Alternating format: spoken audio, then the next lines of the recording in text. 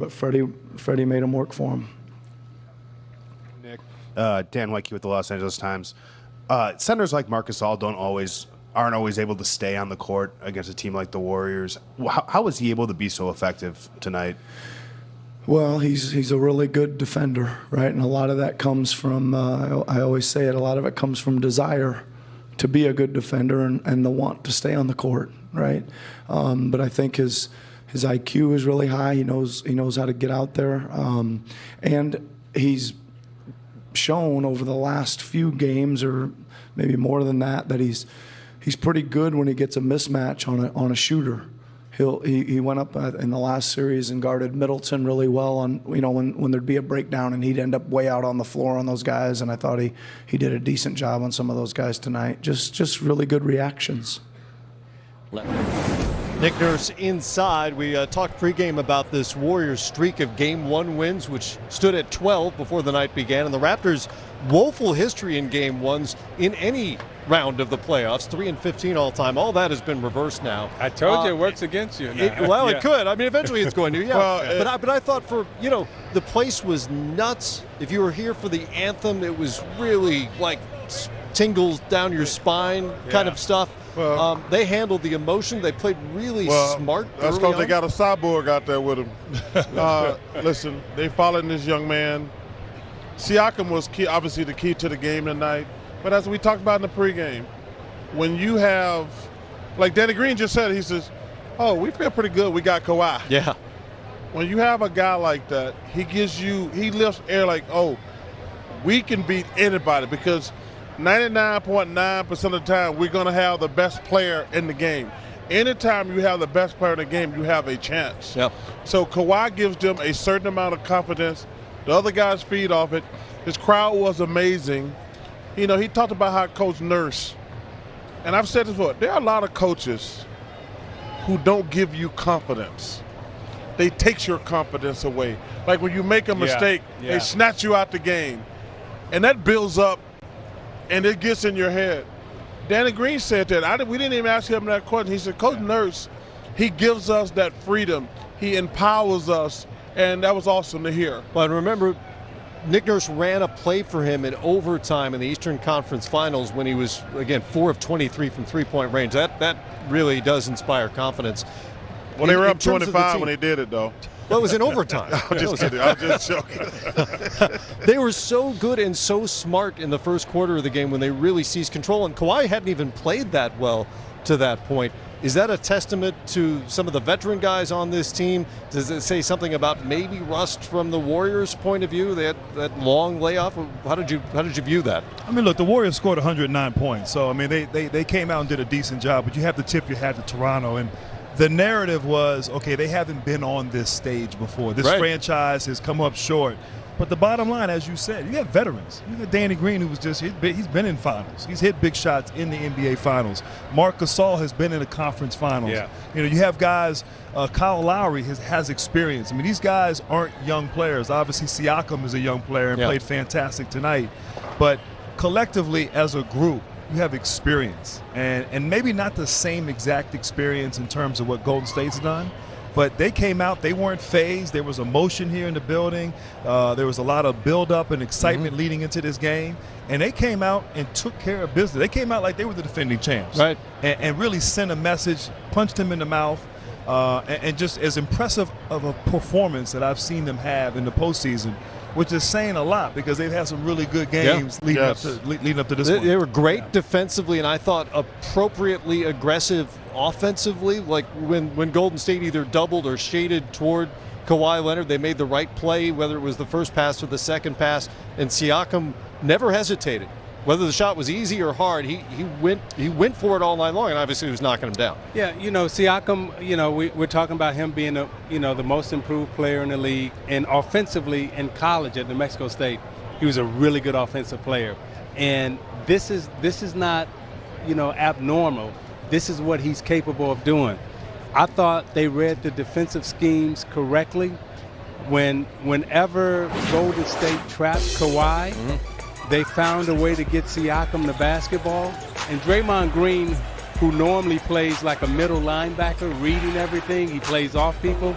I didn't think that he gave Siakam enough respect early in the game. Consequently, Siakam got open. And once he got confidence, he really got to roll him. Yeah. And once he got to roll him, right, now you watch him here. He's getting wide open warm-up threes. And these are the type of things that really get you going. He's open in transition, great transition player. Finishes at the rim, get down, left hand finish, right hand finish around the basket. And once he starts doing this stuff, right, now you got the Euro. I thought when Draymond tried to shut him down, Siakam had got too much confidence and it was difficult for him to stop. And he ended up, 14 to 17 from the field. Wow. And when you go 14 to 17 from the field in a championship playoff game, Charles, you know this, you're doing some fire. good. Not only are you on fire, but you might stay on fire because, that confidence that stays with you for a long time in the finals. But what's interesting about this series obviously got a long way to go. I'm looking at this stat sheet, and I talked about before the game, where are the Warriors going to get their points from? Where are they going to get their points from without KD? I mean, yeah, I'll give you Clay and Steph. Sure. I'll give them 30. I'll give them 35. That's only 70. Like, all these other guys are good players, but they're not scorers. Right. So you got to wonder, like, how are they going to score enough points to beat this team 4 times in a week? And I thought one of the reasons I picked the Raptors was because of that. Like I say, Clay and Steph got to play like hell's out. They got to go. They got to ball. They got to do it. They got to play like what?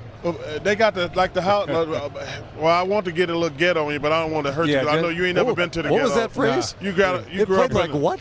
Well, I want to say another No, just phrase. go ahead. Go ahead. Matt, You good. Matt, You good. Stop it. You good. Go. Stop it, Ernestine Johnson. Keep making your point. You good. Thank you. But, you wonder, because you look at all these other guys, there's no guy on this list that you say, he can get me 20. Well, there's a guy, but he only played 8 minutes tonight because he's coming from an injury. DeMarcus Cousins. Oh, he's not going to get 20 this series. Not this series. No. Hey, listen, I have a rule on I call it the Michael Jordan theory. Michael Jordan came back in the playoffs and couldn't do it. Nobody can do it. He can't. You don't just walk off the street and just play against After NBA 6 weeks. After 6 weeks, because obviously, if there's something wrong with your legs, you ain't running in conditioning. As you notice, if you watch the game, and I be watching for solo things, he was trying to pass the ball. He was. Like, he wasn't trying to make that move because these guys know it takes a lot of energy to try to score in the NBA. And he was conserving his energy. He's like, I'm going to make passes. He only took 2 shots in 8 minutes. And both of those were like little jumpers. Yep. Because he didn't want to extend his energy level. Right. Well, I agree with you, Chuck. I mean, scoring is going to be a problem. And maybe they have to shift their strategy in the sense that they're going to have to focus on their defense. And I thought tonight they had such an emphasis on Kawhi Leonard that the rest of the guys were open and they took advantage of it. And I don't know, maybe you stay at home with the Danny Greens and the Gasols and you play Kawhi straight up. Do you make Kawhi prove his legs are healthy? I think so. Maybe that's the adjustment you have to make if you're Golden State. Because, look, you're right. They may not be able to go out and score 120, 130. It may be, okay, hover around 100, 110, and let's shore things up on the defensive end. Because I agree, offensively, I don't know if they can match this type of scoring effort from Toronto that we saw here in Game 1. By the way, what year is this? The Golden State can't score? I know, it sounds crazy. What's going on here? No, it doesn't sound crazy. I mean, if you – I completely get it. With this team, the way they are right now, with who's not there. But over the last 4 or 5 years, you haven't heard that. Yeah, no, you haven't heard. You haven't heard that because Durant was in. You're missing 35 points. No, I get it. But we haven't heard that throughout this run under Steve Kerr. Yeah, but this Toronto team defensively, and Great. we've said it all year, this is one of the best defensive teams that this Golden State Warriors teams have ever placed in the playoffs and in the finals in these last 5 years. I mean, again, we talk about they got 6 guys, possibly 7, going to be first, second team all defensive players in this league. And when you're looking at, Golden State, right now they got Steph, they got Clay, and you see the defenders that are, And a bunch of Tito Jacksons. Yeah, I mean it's difficult to score against this Toronto team, and it's going to get increasingly more difficult as this series goes on. As we saw when they played against Cleveland, and they were up against Cleveland 3-1. What Cleveland did, they slowed the tempo down. They got better defensively, and that's what we saw here tonight with Toronto. Toronto slowed the tempo down. I mean, Golden State, they only got up 78 attempts. I mean, this is a team that normally is in the high 80s, right? They get 78 attempts tonight, and this is the style of play that they're going to have to play. And I think Toronto is better at this tempo, defensively and offensively, at this tempo than Golden State is. They're 12th out of the 16 playoff teams in terms of pace of play. This is exactly the way they want to play. And what you guys are saying here, and it's easy to overreact after one game. We do this every year, right? But what you're saying doesn't bode well for the Warriors right now because, again, Cousins is not going to be DeMarcus Cousins. It doesn't appear during this series. We don't know when or if Kevin Durant is going to play at all. And the Warriors defense, going back to the regular season and into this postseason, has never been what it was the previous 4 years. Yeah, the defense is more on reputation. I don't want to say the defense is not good, but like you said, it's not as strong as it has been in years past. But as you were saying, Isiah, this is why you miss a Durant, because as great as a Curry and Klay Thompson are, and they are fantastic, but they're not the kind of guys you just give them the ball and say, go get a basket. No. Yeah. Durant was that guy, Yep. like a Kawhi Leonard, who you can give him the ball, ISO, and he can go get you a basket. I know people may say, what are you talking about, Steph Curry? Well, but Steph needs movement. He needs screen and rolls. And so he needs cooperation in that regard. Durant, he could bail them out. When they couldn't get the scoring going, you give him the basketball. He's going to get to the mid-range, get to the free throw line, hit tough shots with his length, and they don't have that right now, which is troublesome. I think that sometimes there's a lot of really good players in the NBA. All NBA players can play, but there's only a handful of guys where you say, "Hey, here's the ball. Get me a good shot, a basket, or a foul." Right. Those are three things a superstar can get you. He might miss the shot, but he gonna get his shot. Yeah. He gonna score or he gonna get fouled. It's gonna be one of those three. And I tell people, there's very few guys can do that. Especially at this level. At this level. The NBA Finals, Well, because you're playing against Kawhi Leonard. Right. Siakam, Danny Green, who's a hell of a defender, Marc Gasol, who's a hell of a defender. But there's very few guys in the NBA you can say, hey, here's the ball, get me a basket. To your point, Charles, here's where, the analytics and the stats are misleading when they say, hey, Golden State passes more and the ball moves more when Durant's not in the game, right? Here's why that happens. Because when Durant is playing, you'll make 1, 2, 3 passes, and when it gets to him, it's a bucket, Exactly right. It's a bucket. It's a good shot, right? at least. Yeah. So analytics says, well, you made 3 passes and you got a shot. Now, when Durant's not here, guess what? You got to pass it 5, 6, 7 times before you get a basket. Right, more passing is not always a good thing. Well, But Isiah, analytics, look, Golden State had 29 assists tonight. Toronto had 25. Yes. and they still lost Golden State. So to your point. So my point is, again, you can make the numbers say what you want to. yeah, and when it hits him at the 3rd pass, it's a bucket. Right. But when he's not there, you got to make 5, 6 passes to get a bucket. And when you make 5, 6 passes, analytics say, well, you pass the ball more when Durant's not here. Yeah. Yes. Well, of course you do. It's like when Magic was playing with Kareem, right? You throw it into Kareem, it's a bucket. Yep. Right? Well, and to your point about creating shots, there was a play down here, I think in the 3rd quarter, where Klay Thompson had to dribble like 4 times. That never happens, right? That never, ever happens because he was scrambling to get away from, I think it was Siakam on him at the time. We're going to take inside against Steve Kerr at the podium after a rare, almost unprecedented Game 1 loss.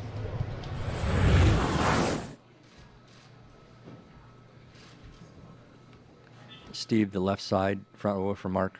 Steve, Mark, Medina, Barry, News Group. It looked like there were a lot of times throughout the game you guys were playing in mud. What do you think contributed to that Playing overall? what? Playing in mud. Playing in mud? Yeah. What do you think contributed to just the overall execution?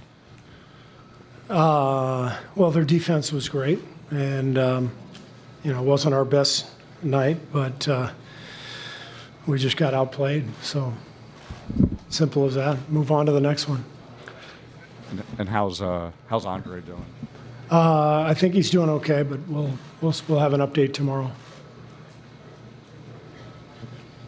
Next question to John in the front row on the right. John Dickinson, 95.7 The Game. What in particular made Siakam and Gasol so effective against you guys tonight?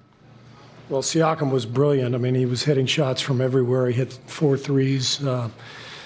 He'd been struggling from the three-point line in the last couple of series, so he got that to go. And I think actually I'm wrong on that. He had 2 threes, but Gasol we left a couple times early in the game and didn't rotate. We just gave him a couple of dare shots and he knocked him down. So, there's gonna be some openings. Those guys made their plays, made their shots. The biggest thing for me was our transition defense was just awful, and that's the game. That's the number one priority when you play Toronto. You have to take care of their transition, and we gave up 24 fast break points. We turned it over 17 times, so that's the game really. The other stuff, guys are going to make shots, miss shots. They're going to have good games. They're going to have bad games, but it's kind of the key points that you can take care of that are the most important, and we didn't take care of that transition. Last row on the right. Early. Game 2 coming up here on Sunday. Those folks, some of whom have been out there since, 6 this morning? Well, you know how they're going to be Sunday then. They may just stay there till Sunday. Well, yeah, because all the stuff you can do up here legal.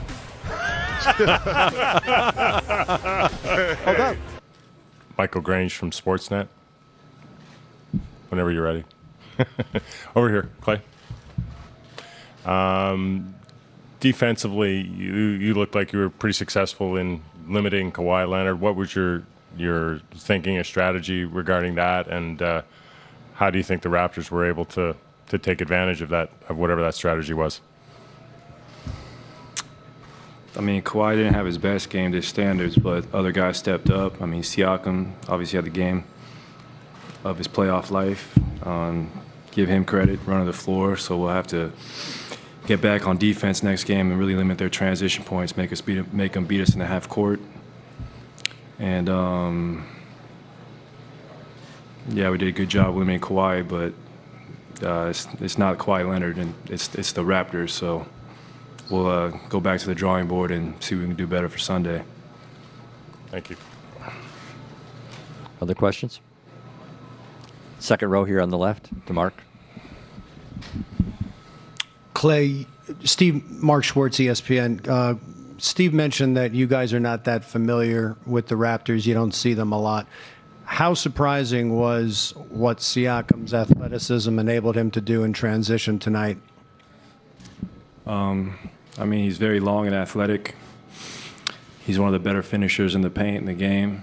So I know we'll step up with the challenge on Sunday to limit his opportunities, which a lot of them came in transition because he was sprinting the floor. But yeah, we're not very familiar with this team, but that's no excuse. It's still got to come out here, and our goal was to get one, and it's still on the table for us. So I know we'll respond like the champions we are.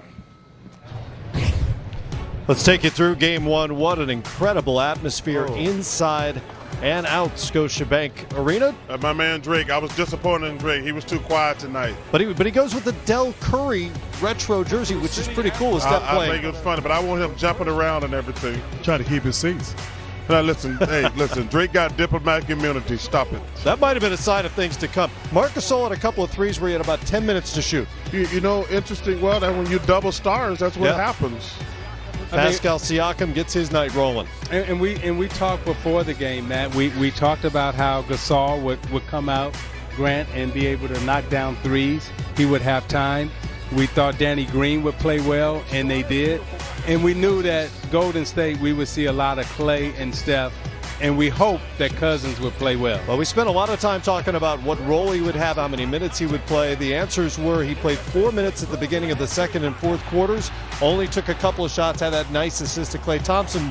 And they were fine when he was on the floor against the other bench unit, but not an impactful performance in any way. Well, defensively, they went at him. Toronto They put did do him in that, screen and roll when Cousins was on the floor. Gasol, You know, Matt, I told you before the game, it was going to come down to the role players. This is very simple. Siakam, Gasol, Danny Green, Fred VanVleet, difference in the game, easily. Kevin Durant here in Toronto. Encouragement for his guys as they headed out for the second half. Warriors did win the third quarter. It wasn't a classic Warriors third quarter, but they did win it by 3. Meanwhile, Pascal Siakam just wasn't missing. Well, these are called layups, Matt. You shouldn't miss those. I can make those. Well, layups or not, he wasn't missing. Oh. And I thought the double team on Clay and Steph at the end of the game, you could see it started wearing on them, and they were looking for others to step up and make plays, but it was just too much Siakam. You know, every time he got a mismatch, he started making shots, hook shots, layups, left-hand shots. Whatever this is. He just had it going. He Hook really behind had the it going. head? Yes. Is that one, Chuck, does that one do anything for you? Oh, that was just nice. But I will say this, and we were talking about it down low. This is by far and away the worst Warrior bench during their run. Kawhi had 23 on the night. Late, Fred VanVleet. Boy, has he had a week. Yeah. Found his shooting touch. Had a baby. Had a baby. He had 15 off the bench tonight. Everything going his way. I didn't even know he Last was 4 pregnant. games. Draymond Green finds Iguodala for the floater here, but after the play, watch Iguodala grab that left leg. No word from Steve Kerr. You heard a moment ago he was asked about Iguodala's condition, and no update to this point. Obviously, just minutes after the game, but He's that's played something a to lot watch. of minutes in these playoffs. He's not a young guy anymore. And he was coming off an injury as well. He also had that calf injury. Siakam misses and makes 14 of 17 from the field, 32 points, 8 boards, 5 assists. Kyle Lowry with the proverbial icing on the cake. Drake and Draymond, we're talking, just talking. Yeah, Drake get the last laugh. You don't get to talk back to the guys if you're losing. You only when you win. Yeah, it could have been. Wasn't it Draymond who said something about you've never seen Drake play and he can't play and he can't shoot and I don't know. But that's what happened. But no, actually, last series you heard the Milwaukee Bucks whining about Drake, which was stupid. Like I love what Steve Kerr. We're not worried about Drake. Draymond says, "Hey, Drake don't play in the game." That's what everybody should say. But listen. These guys know ain't nothing like having fun with a star like that. Yeah, absolutely. It's awesome. And I just got mad. The NBA told him to sit down. When he came downstairs, I said, "Yo, man, have fun at the game. You're one of the best performers in the world. Your team is in the NBA Finals. Have fun. Don't worry about the whining Milwaukee Bucks or what Adam Silver got to say. Have fun." And you know what else is good too that I love from a fan standpoint. When you come to a game, your job and we as players, we ask the fans to give us everything. To give us everything. Yes. Yeah. And more importantly, distract the other team. Sure. Like make the other team think about you and not about us. So the more that Drake is making them think and talk and spend energy on him, it actually helps his team. And at the end of the day, that's what you want from your fans. You want your fans to distract the other team so the other team can be distracted and help you, and that's what Drake is doing. I think it's Spike Lee, right? Yeah, I think it's beautiful in that he's arguably maybe one of the most successful, famous celebrities in the world. We talking about Drake in the NBA Finals. And he's here. He's passionate. He is a fan of his team. That's a beautiful thing to see. No question. Yeah, no doubt. And this is no argument about that. Let me say that this is such a unique situation. We've never had in the NBA going against another country. Like normally we the North. We the North. I mean, normally it's Detroit against Phoenix, Detroit against Boston. This dude was born in this country. He represents this. He talks about the six. I didn't even know what the hell that was. He out here. What about the six? What about the six? And I know. And so he loves his country. He loves his team. He's employed as an ambassador by the team. Yep. And I'm glad. But man, this is a big deal. This is a big deal. And listen, I'm happy. I mean, people know, and I don't hide it. Toronto is my favorite city in the world. other than Chicago. They got wonderful, wonderful people here. I think they got arguably the best general manager in the NBA. And it's going to be a great series. I can't wait for Game 2 Sunday. Chuck, how do you feel about San Antonio? Those some big ones down there. Some big ones down there, boy. Yeah, why'd you have to do that? I told you. I told you. You know, Victoria's a secret down there. They can't get in them little cute underwear. They got them big old bloomers down there. You know boy. We're not even there. That's your fault. That's your fault. You answered that question. That's your fault. I mean, it was a layup. He just laid it out there. I want to get to adjustments in a minute. Are we going inside? I think we're going inside. Let's hear from Draymond Green. You know, it's obviously a different feel. You know, we've always started the finals at home, but we're relishing this opportunity. At the end of the day, you got to come on the road and win one. Thanks. That's still the mission. We got to win one game on the road, and I like where we are. We didn't play very well tonight at all, and we still had a chance the entire game. It was a great atmosphere. Not that this is a team, a city, a country that hasn't seen the finals ever here. So, we expect it to be a great atmosphere, and it was. But we can still play better, and I know we will. Left side on the outside to Tim. Tim Kelly on the Athletic, kind of picking up on that, Draymond. Obviously, they're very impressive both ways, but did you feel like you guys might have not figured some things out, but worked some things out as this game went along? Did you feel better at the end than you did at the beginning? Yeah, number one, we got a little conditioning back. Start that game, it was a bit rough after 9-10 days off, but I think we just got a better feel for them. Like I said, this is a team that we really haven't played. The first time we played them, Steph or myself didn't play. Second time we played them, Kawhi didn't play. So this is essentially our first time playing this team. Now that we got a feel for them, we got a tape to watch. We know what we can do better. I like where we're at, especially, like I said, the way the game went tonight. We always had a chance, and we didn't play very well at all. So, you leave this game feeling as good as you possibly can feel, knowing that, yeah, we lost, but I think we figured some things out, and we'll be better next game. Draymond Green there, who had his fifth triple-double of the postseason tonight. The Warriors are 3-2 in those games. He said, and I think we'd all agree, they didn't play well tonight. They did look maybe a step behind in the first quarter. I don't know if that's a conditioning thing or what, but in terms of tactical adjustments for Steve Kerr, what could be ahead in Game 2? Well, first of all, I do agree with Draymond. Look, Toronto played an amazing game, shot the ball well, collective effort. Everyone contributed. Kawhi didn't have to do a whole lot, and they only won by 9 points. Right. This felt like they won by 25. The atmosphere and the way they were playing on the offensive end. As I said earlier, I think defensively you have to make some adjustments. You can't have all these guys going off for big nights. Maybe Kawhi, maybe Siakam, but Marc Gasol can't have 20 points. Danny Green, he was getting open shots. It wasn't like he was hitting contested three-pointers. He was getting open shots. So defensively, they're going to have to try to tighten things up a little bit, be a little bit more disciplined in terms of their rotations. You saw Steve Kerr talk about that in the press conference, and not give these guys open opportunities. And then transition defense, 24 fast break points for Toronto. Those are just easy baskets you're giving to them. I think part of that was bad offense, and it's tough. I keep going back to what Chuck said. You're playing 2 against 5. Yeah. Sometimes these guys who are not Clay and Steph, they're not even looking at the basket. No. They're wide open, and they're not even looking at the basket. So they're going to have to be a little bit more aggressive. I think Draymond's going to have to be a little bit more aggressive, look for a shot, maybe attack, get in the paint.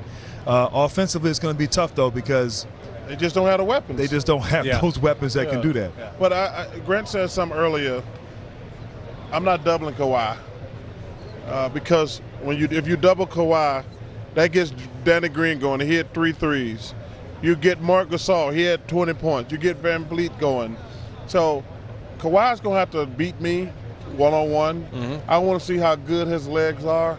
That, to me, is really the only adjustment you can make. You're either going to play him head up or you're going to double. And when you double, you get those other guys going. And on the other end, I don't know where they're going to get the points from. I just don't know where they're going to get the points from. Draymond, he's a 16, 18 if he has a great offensive game. Scoring-wise, yeah. Scoring-wise.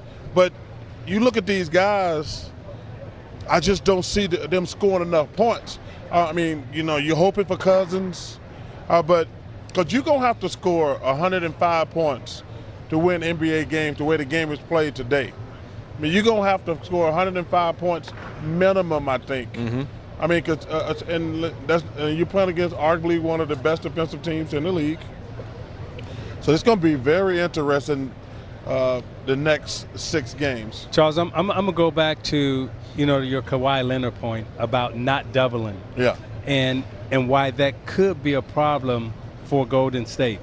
And the reason why it could is because either you're going to play Clay on them or you're going to put Draymond on them. Yeah. And as a post player, mid-range player, the first thing you're going to do, you're going to get one of them in foul trouble. No question. Who's ever guarding you, right? In the first quarter, that guy's going to have 2 fouls, and he's going to be out of the game. Yeah. So if you don't double Leonard, right, and you play him with Draymond or Clay, one of them is going to be off the floor early in the first quarter because that would be your strategy, correct? Well, this is what I would do. This is what I would try to do. I'm going to put Iguodala on the bench for the simple reason I'm getting nothing from the bench. Mm-hmm. And especially if I'm on double Kawhi, what good is me using my best defender if I'm on double? That makes no sense. So I'm going to put Iguodala on the bench. I'm going to start McKinney. He's a young kid who's got a great body. We don't care if he gets in foul trouble. Just make Kawhi work. Then I probably put Jerebko out there too. I'm putting guys out there that says, hey, just work your ass off, make him work hard. Yeah. He's going to get 25. We can't have him get 35 to 40 like he did the last couple series. But I'm going to see if his legs are good. Try not to get in foul trouble, but your number one goal is to be very physical with him and use your fouls diligently. Okay, now I'm going to come back to you and Grant. When you see a guy like that guarding you, no, but I mean, but Isiah, to your point, I mean, it reminds me of back in my Phoenix days when we used to play the Lakers, and our strategy was let's play Kobe, let's not foul him, let's play him one-on-one. If he goes for 40 or 50, that's not enough. We'll live with that. Right. Yes. And we'll just shut everybody else down. But we're not going to get him on the free throw line, make him and take tough shots. The problem was Lamar would get 20 and Powell would get 20 and Kobe would get 40 on me. But see, we would lose. But to pick it back on your suggestion, you said it first. That's going to have, Kawhi, 5 for 14. If somebody had told us before the game, Kawhi was going to go 5 for 14 and only have 23. We said, the Warriors going to win the game. What happened this game, you got Siakam 32. You got Gasol 20. Danny Green, you can live with 11. Van Fleet had 15. That's the reason they won the game. Yeah, no question. Yeah. Plain and simple. You cannot have Lamar and Pau Gasol in your day getting those points. So I guess the counter argument would be, can those other Raptor guys do that 3 more times in this series? Yes, they can. Because this is what we've seen against Milwaukee. What Kawhi started doing, and he figured it out early in the Milwaukee series. Yes. After that 40-point game, Milwaukee started double-teaming him. Mm-hmm. And you would see Kawhi just drive the basketball, not even looking to score, but kicking out. And Kawhi became a facilitator, and he became a decoy, and he was okay being a decoy. And what that did is that got all these other guys involved, and not only did it get them involved, but it got their confidence. And this game 1, they even got more confident that this is the way they can play and this is the way they can win. He had a career on 9 assists in that game 5 against Milwaukee. But you go back, and I'm picking back on Isaiah's point, and we're talking about it. The whole Milwaukee series changed. Because we were like, why are they still doubling Kawhi? He labored with his legs. Mm-hmm. And you could see, he was like, these dummies are doubling me. I'm going to just make a move. They're going to double me. And then going back to game 3, Van Fleet got going, Kyle Lowry got going, Pau Gasol got going, and now they've been on fire since game 3. But I'm not doubling Kawhi, especially like I say, he's going to have to prove to me both his legs are good.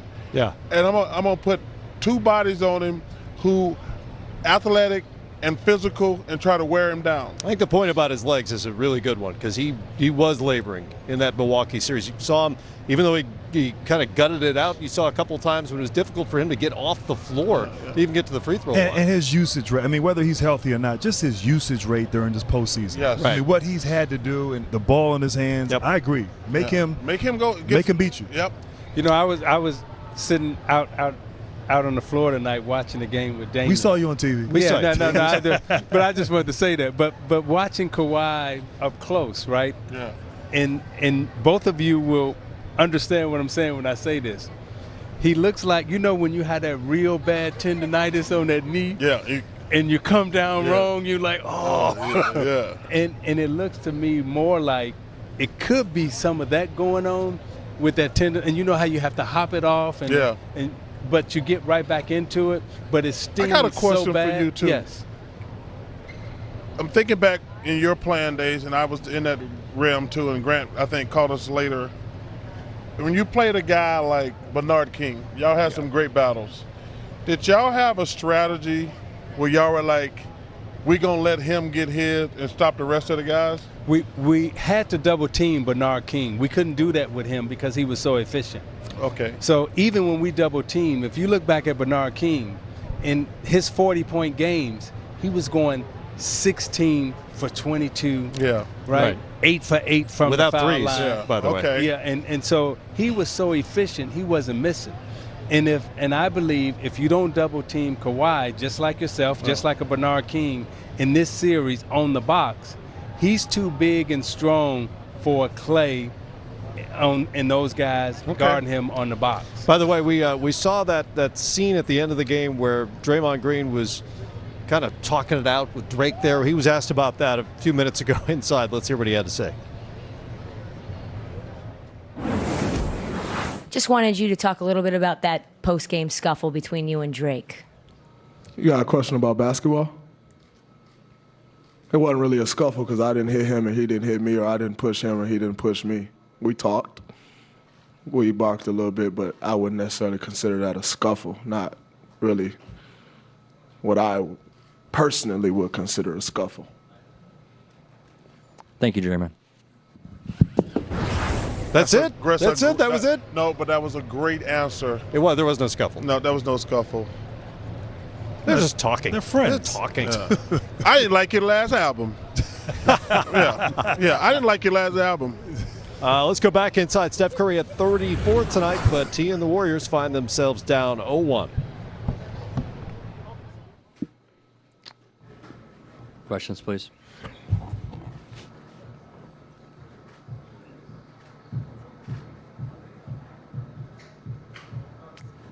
Go ahead. We're going to go to Monty, middle third row. Monty Poole, NBC Sports Bay Area. Steph, what do you take from this game? This is the first time you guys have lost a game, one of the finals game. What are the good and bad things you take from this specific game?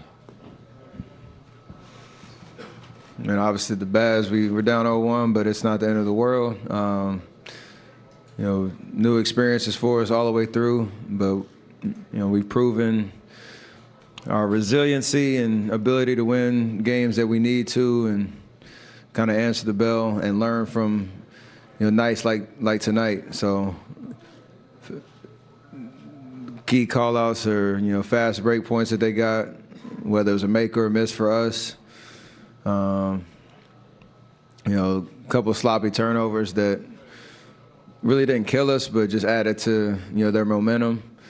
And obviously Pascal had an amazing game. He pretty much found a bucket wherever he was at, and we got to do. All five guys got to do a better job of just being physical, being alert, and we'll be all right. Left side in the back on the aisle. Go ahead, Nick. And following up on that, this is the first time since Steve's been coach that you guys dropped game one. What do you think changes, if at all, from a mindset perspective for y'all dropping into an early hole like this? Nothing really. I mean, it was a great atmosphere out there. They obviously play well, but our confidence remains the same. And block out all the noise about how, what these are first and this and that, and kind of the doubt around it, around our team. It's just come out and play hard, get game 2, and take it from there. So I like the vibe I say it a lot, but I like the vibe that we had in the locker room in terms of everybody focusing on what they need to do differently and the overall energy, bump that we need to have, and then go steal game 2. Right side, front row, Mark. Hey, Steph, Mark Medina, Bay Area News Group. You guys have often said when things aren't necessarily going your way that Kevin Durant's, an obvious bailout that can make things easier. Besides his obvious scoring, what other things were more difficult without him tonight? KD is an all-time great player on both ends of the floor, so I could sit here and talk for days about what he adds to our roster. We've obviously proven that when he's out, we can have guys step up, and that's going to be the case until he gets back. So for us, I think the first half, after that 10-day break, it was just a little bit sloppier than we might have thought, and a little bit more rust that we had to shake off. But we still had a chance to win in the fourth quarter, and they did what they're supposed to do on their home floor and close out the game. So I don't think it's that complicated. What we need to do differently is just play better, take away the easy buckets for them, and control the momentum a little bit better. And we're definitely capable of doing that, no matter who's out there on the floor. Well, Pascal Siakam was hitting all the buckets. Woo. The easy ones, the hard ones, the ones up close, the ones outside the three-point line. Best night of his NBA life. We'll hear from him when we come back.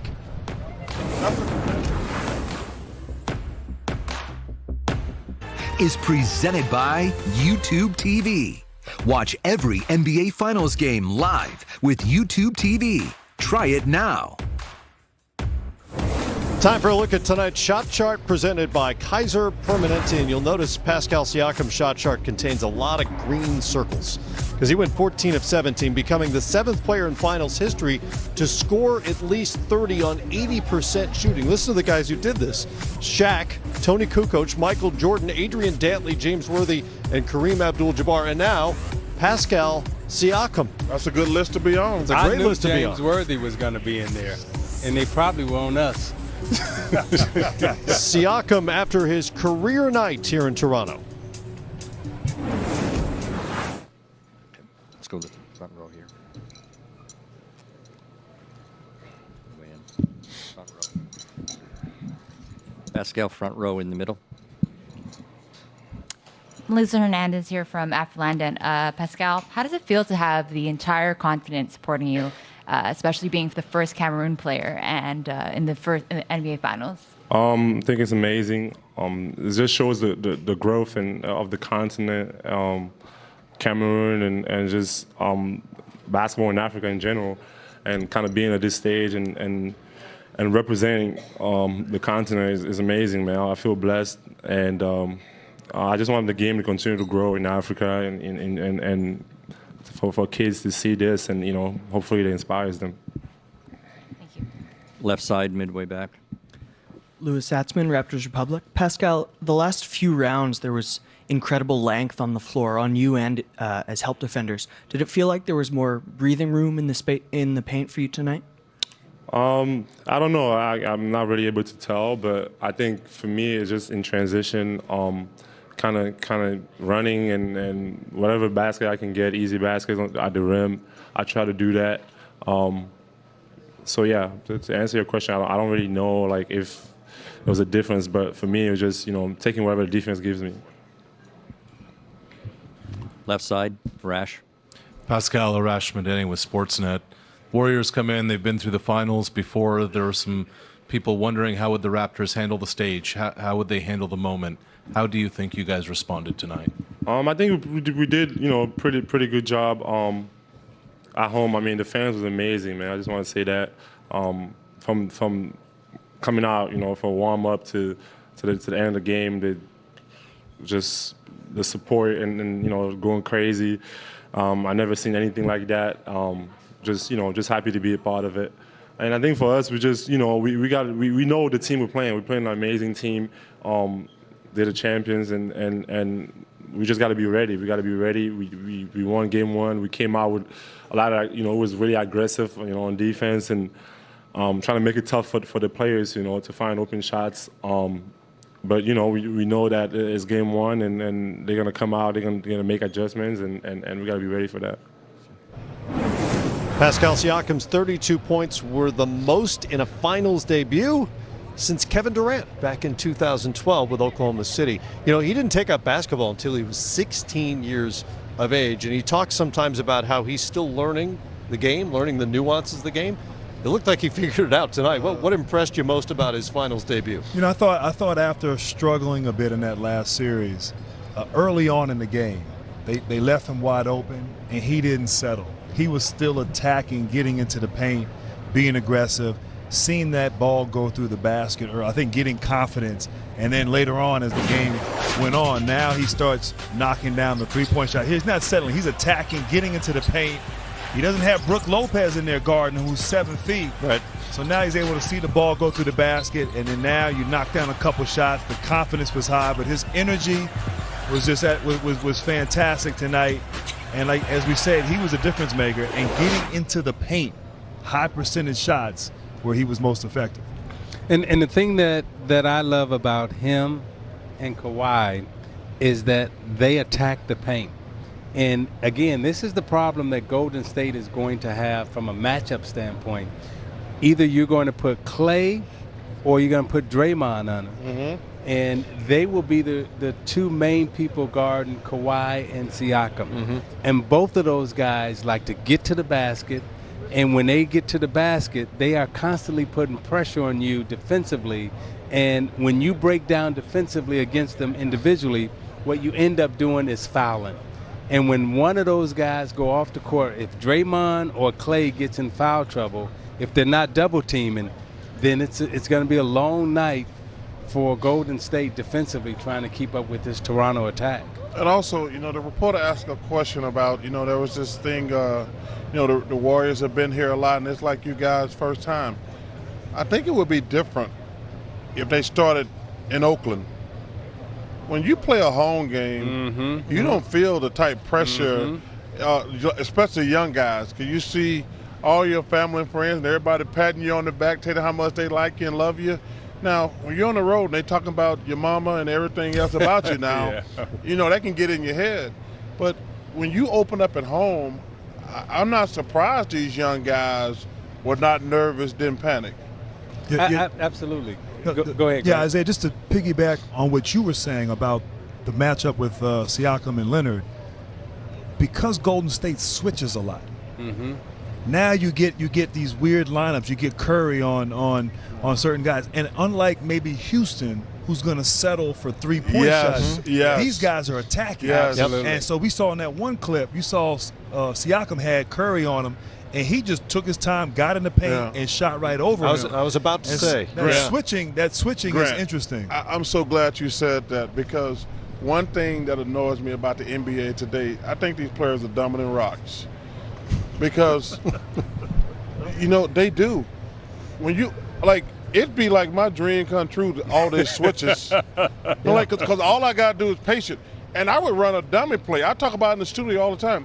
I would run a play just for them to switch. Right. But these teams are so undisciplined in the NBA today. They'll just jack up a three. The Raptors, you know who they play like to me? They play like the Spurs. They're like, no, we're not going to shoot a three. We're going to milk the switch and the advantage we have. But it drives me so crazy. I would run dummy plays all the time if I played against the Warriors or the Rockets, because I know they're going to switch. I can get a wide open three without taking a bad three, because they're going to put a little guy down low and we're going to have to double. But it drives me crazy when these teams, dominant rocks, don't take advantage of the situation. And when you're switching like that, and then you start double teaming, what we saw is I thought Golden State got confused in their rotation. Yes. And consequently, people were wide open out on the three-point line, and then they had mismatches inside. We saw Gasol knock down a couple of threes, get his confidence back. Yep. And then after he knocked down the threes, Then he was smart enough to take advantage on the mismatches inside. Yes. So we saw him post up Curry one time. Yep. We saw him post up Clay one time in the lane. I mean, I thought what Toronto did tonight offensively in terms of reading and taking advantage of the mismatches that Golden State presented was brilliant. I think they attacked the mismatches better than I've seen in the postseason at any point. They got a This name for those, postseason. Matt. They call them good teams. Good teams. Good teams do that. Good teams make adjustments. No, bad teams just jack it up. Let's go back inside, and who's up next? Kawhi Leonard. He's up next. He's up 1-0.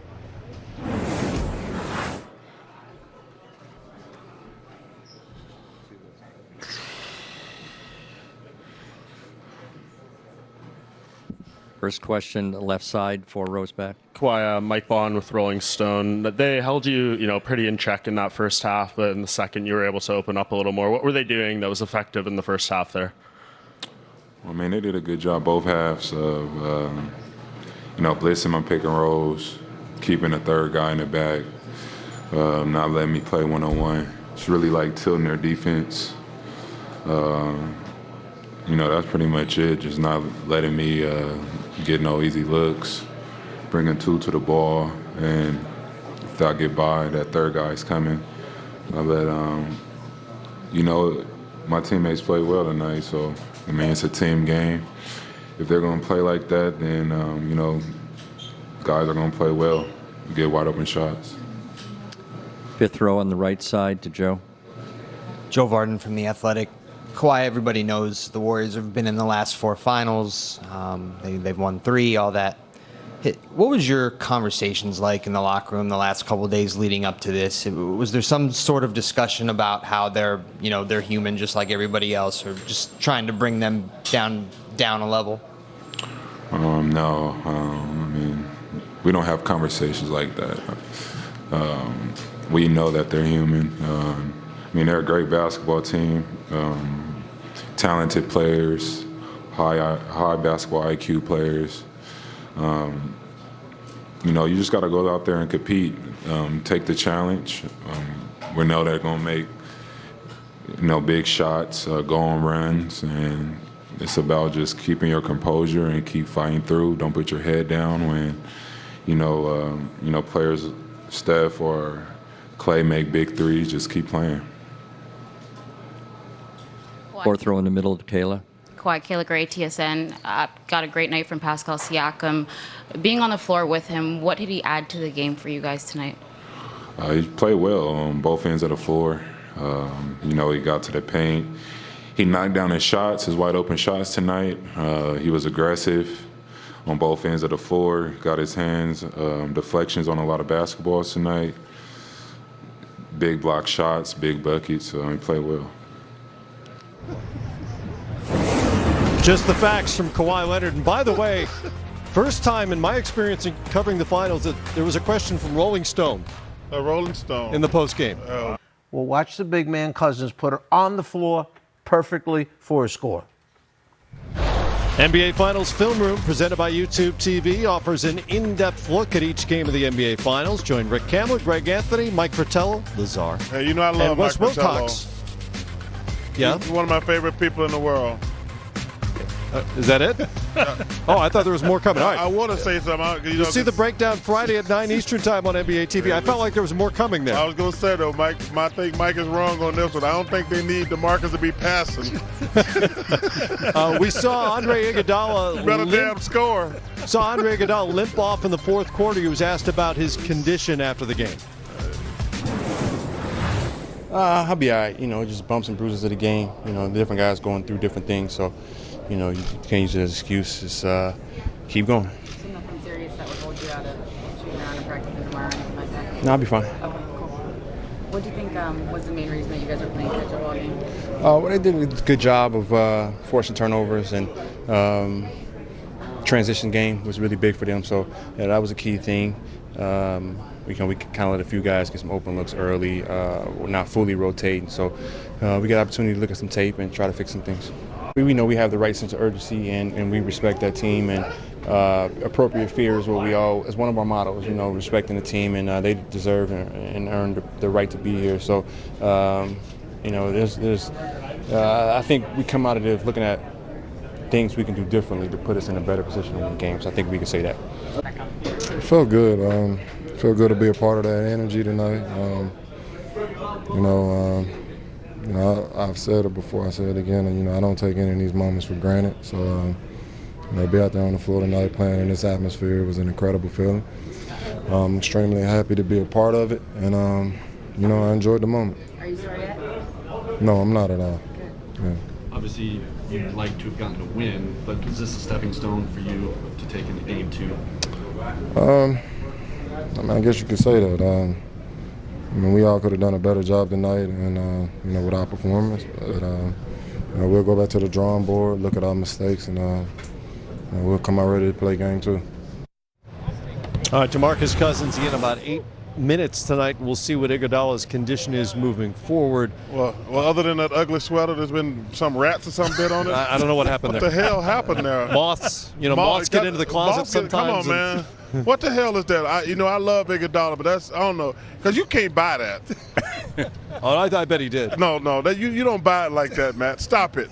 You don't buy it. What? I'll take it a step further. I bet he didn't buy it. I bet somebody gave it to him to wear so we could see it. Well, listen, there's not going to be a rush on those. Joe, you said rats? Rats or something. Rats or moths. It's one of the two.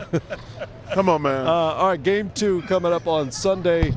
What will you, Zeke? What will you guys? What will you be looking for in terms of changes?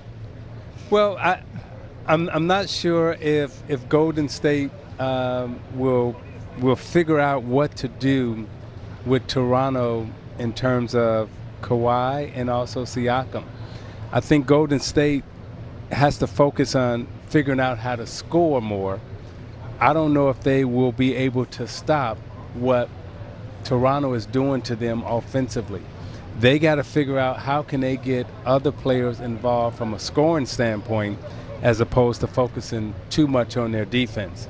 I mean, when you look at Steph and Clay, they got to find that third, fourth reliable scorer in this game, because if they don't, Toronto's going to win game 2 again. Well, maybe they could do a little better defensively if they cut down on the transition points, as they've talked about, the fast break stuff, because Toronto shot 56 or 50, almost 51% tonight. Well, you're going to listen. When you shoot jumpers like the Warriors, those when they going in, they're great. When they miss, they're fast break starters. Toronto's got a terrific team. They got Kawhi's pushing it. Siakam's running the floor. So this is going to be a chess match. I'm looking, like I say, I want to know how the Warriors going to score enough points. That's to me going to be the key. That's number one. How can we get to 100 with this lineup? How can we get to 105 with this lineup we got? That's the first question. And the second, Grant hit this nail on the head. How are we going to play Kawhi? Because if we double him, that's how Gasol get 20. Right. That's how Siakam get 32. That's why Van Vliet get 15. On wide open looks. And it's the same thing. But when you have a great player, you have to make that decision.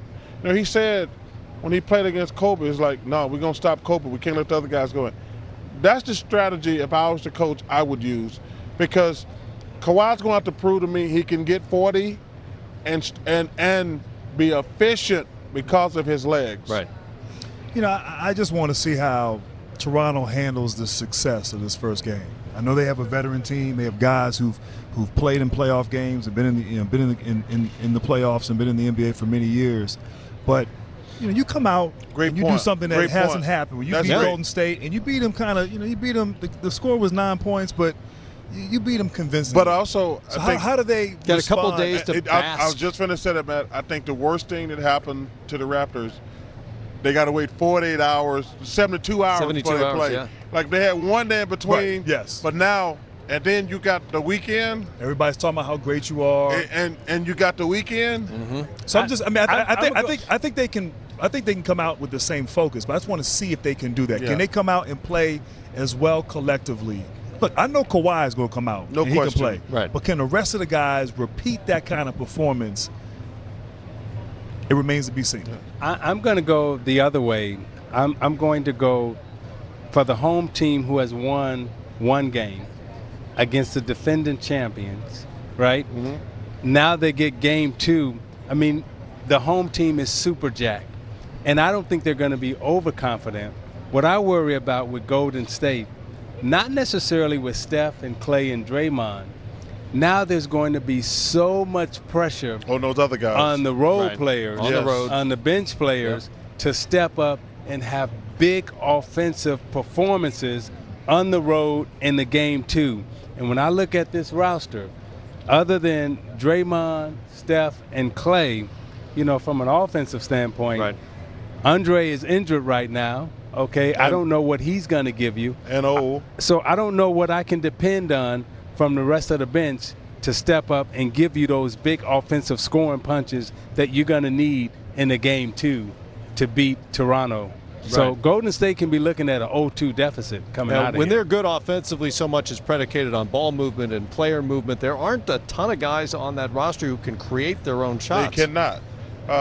They cannot. That's what Isaiah's 100% correct. Like I say, they got 3 guys who you know going to get double figures. And give Toronto credit. They are so concentrated on staying Clay and Steph. They're not going to let them beat them single-handedly. So this going to be, man, I can't wait to Sunday to see the little minor adjustments. Yeah, you know, I think another thing, we talked about Draymond Green, and obviously he had a triple-double tonight, but there were far too many times he's catching the ball at the top of the key. Nobody's on him. Right. I mean, his man guarding him is in the paint, and he's not even looking at the basket. I'm not saying he's got to shoot threes because his shooting from the perimeter and three-point shooting hasn't been great. Right. But he's got to be that Draymond we saw against Portland, where he's getting the ball, he's attacking the paint, he's aggressive. I didn't see that tonight because he's the only one that I think can maybe elevate his play offensively. I'm not saying he's going to score 25, 30 points, but I'm saying he has to have one of those type of performances where he just dominates the game. He set the tone in that Portland series. Yeah. Pushing pace and, The Raptors ain't going to let them push it like that. No. Plus they weren't missing very much. No, but I'm saying, like Isaiah said it, the Toronto control the pace. Mm-hmm. They control the pace. You're not going to get with the Trailblazers, and we just going to try to outscore you 115, 110. The Raptors, they're not going to let him get the rebound and push it every time. But they couldn't get the because just Toronto kept scoring. I mean, shooting the ball 50. If their defense is better, but I'm saying, then they can at least get out in transition. Between Siakam and Leonard, they got guys who can play Draymond. No, I agree. And Matt, you were great tonight too. Thank you. You were excellent. But the other thing, so Toronto shoots 50% from the field, and more importantly, they get to the line 32 times. Yeah. So when you get into the line 32 times and you're shooting 50% from the field, what that allows you to do is take away Golden State's most important weapon, and that's transition. Mm-hmm. Because now when I'm scoring and I'm getting to the foul line, guess what I get to do? I get to set my defense, and you got to play 5-on-5. And if you don't have any advantages during the course of the game, then Toronto's going to beat you. Yeah. So they get to the line 32 times. They shoot 50% from the field. I don't care what Golden State does. They're not going to beat this team if that trend continues. You know, it's been an honor and a privilege to work with you, Isaiah. I mean, I used to watch you when I was a little kid, and, man, you were awesome. I watched you at Indiana. I watched you with the Pistons. It's been an honor and privilege to watch you. Are you work quitting? With you. Are you leaving us? I just want to say thank you. We got a couple of days off. I don't know what's going to happen between now and Sunday. Some bad stuff can happen up here. Just making sure. I thought you were about to make an announcement or something. No. Hey, I got 48 hours in Canada. You'll be back with us on Sunday. You're looking for some of them honey buns. Hey, I damn sure hope so. I'm hoping Hey, I got 48 hours up here in Canada. You know what? Anything can happen. You can hang out there between now and Sunday. All you gotta do is walk around. You'll have fun. You don't have to do anything but walk around and breathe. Jared Greenberg and Dennis Scott are up next to continue post-game coverage as the party continues outside Toronto, where it's Raptors 1, Warriors 0.